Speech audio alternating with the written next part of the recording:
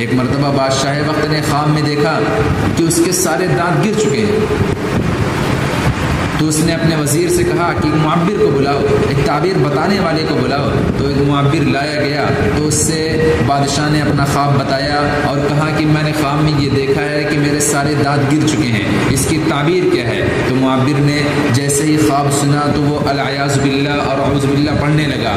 تو اس کے بعد بادشاہ نے کہا کہ تمہیں کیا ہوا ہے، کیا اس خواب کی تعبیر صحیح نہیں ہے؟ تو معبر نے کہا کہ آپ نے بڑا خطرناک خواب دیکھا ہے، اس کا مطلب یہ ہے، اس خواب کی تعبیر یہ ہے کہ آپ کے خاندان میں، آپ کے گھرانے میں اور آپ کی فیملی میں سارے لوگ ختم ہو جائیں گے اور سب انتقال کر جائیں گے۔ تو بادشاہ نے کہا یار یہ بڑا کمینہ معلوم ہوتا ہے۔ تو بادشاہ نے اسے پٹوایا بھی اور اسے پھانسی بھی دے دی۔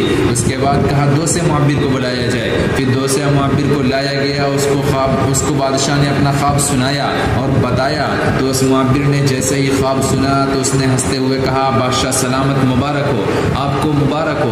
بادشاہ نے کیا ہوا، اس کی خواب کی تعبیر کیا ہے؟ تو اس معبر نے کہا اس خواب کی تعبیر یہ ہے کہ آپ اپنے خاندان میں، اپنے گھرانے میں اور اپنی فیملی میں سب سے زیادہ زندہ رہیں گے اور سب سے لمبی عمر پائیں گے۔ تو بادشاہ نے جیسے ہی یہ بات سنی تو اس سے خوش ہو کر اسے انعام سے نوازا اور اس کا اکرام بھی کیا۔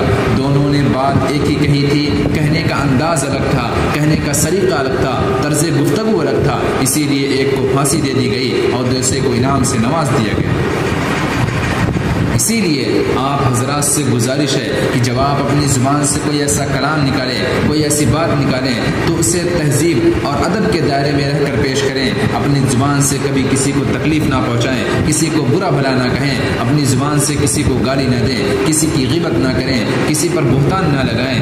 جب تک آپ اپنی زبان کا صحیح طریقے سے استعمال کرتے رہیں گے آپ ہمیشہ گناہوں سے بچتے رہیں گے۔